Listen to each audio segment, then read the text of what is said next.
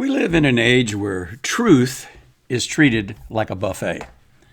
Pick what you like, ignore the rest, and call it your truth. But Judaism doesn't work that way. For thousands of years, traditional Judaism has affirmed an unwavering, immutable reality.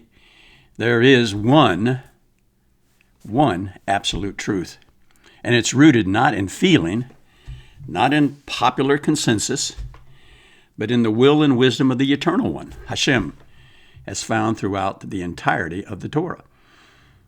In traditional Jewish thought, truth, or emet, begins and ends with Hashem, or what I like to call source.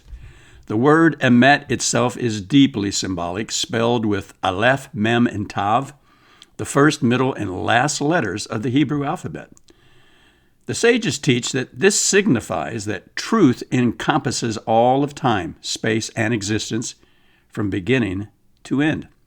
It's whole, it's complete, it's not subject to change or trend. As it is written, Tzedakah tzedek le'olam v'toracha emet. Your righteousness is everlasting, and your Torah is truth. Tehillim or Psalms 119, 142. Torah isn't a truth. It is truth, with a capital T. Traditional Judaism holds that the Torah was given by Hashem at Horeb, Sinai, not as a metaphor, not as a myth, but as a direct transmission of divine will. The Midrash even goes so far as to say that the Torah preceded the creation of the world, existing as the blueprint from which Hashem formed reality itself. See the Talmud in Bereshit Rabbah 1:1. So what does that mean? That truth is not discovered like a buried treasure, it's revealed and it's eternal? The commandments are not suggestions. The moral code is not open to revision by culture or court. Truth is not democratic. The Ten Commandments weren't up for a vote. I think that's important to understand. Our sages of blessed memory saw the world as a battleground between emet, or truth, and sheker, falsehood, a war, if you will, of realities. In fact, the Talmud in Shabbat 55a says, the seal of the Holy One, blessed be He, is emet, is truth. Contrast this with the shape of the letters in Hebrew. Emet stands firmly on a broad base. It's stable, enduring. Sheker, however, or falsehood, is made of letters that teeter, off-balanced, built on shaky foundations. Falsehood is always unstable, needing constant maintenance to stay believable. This is not just linguistic poetry, it's theological precision. Truth stands on its own. Lies need scaffolding. Traditional Judaism has always pushed back against moral relativism, which in our day has been repackaged in sleek modern language like subjective truth or personal authenticity. But the Torah speaks clearly. Lo tazor. Do not turn aside from the word I command you, neither to the right nor to the left. Deuteronomy 17:11. This doesn't leave much room for negotiation.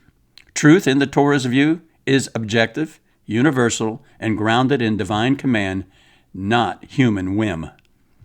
The Gemara in Sanhedrin 97a warns of the generation just before the arrival of the Mashiach, where truth will be absent from public life. And the face of the generation will be like the face of a dog, leading from behind, watching public opinion, not a moral compass. Sound familiar in our day? If Torah is to be revealed truth, then the Jew, particularly the observant Jew, is the witness to that truth. We are not just people of faith, we are bearers of testimony. That's why we say Shema Israel, declaring the oneness of source, because our job is to testify that there is one truth, not 70 interpretations of what oneness might mean. As it says in Yeshayahu or Isaiah 43:10, Atem Adai, you are my witnesses, says Hashem.